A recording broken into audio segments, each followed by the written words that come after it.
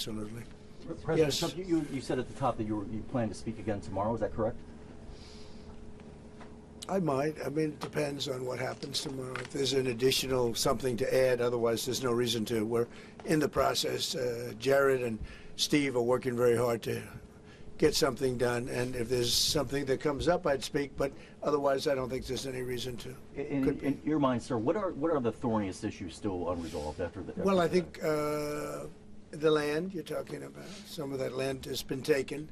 Some of that land is maybe up for grabs, but it may be taken over the next period of a number of months, and you're better off making a deal now. Look, let me tell you, they have been very brave. They fought very hard and continue to fight very hard and do tremendous damage.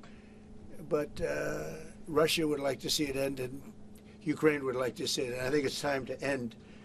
And a lot of very brave people, a lot of people that are dead right now, unfortunately, because I've said, and nobody's disputed it, that if the election weren't rigged and stolen, 2020, you wouldn't have had this war. It would have never happened. And it didn't happen for 4 years. Never was even thought to happen.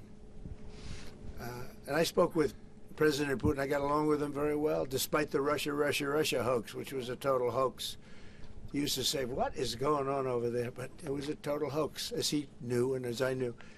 But I spoke to him, and we'd talk about Ukraine. I've said it before. It was the apple of his eye, but he wasn't going to do anything about it. He didn't do anything about it until I was gone, and then a lot of really bad statements were made by people, by a lot of people, I guess, but by a certain president that we had who was a disaster. Mr. Yes. President, do you anticipate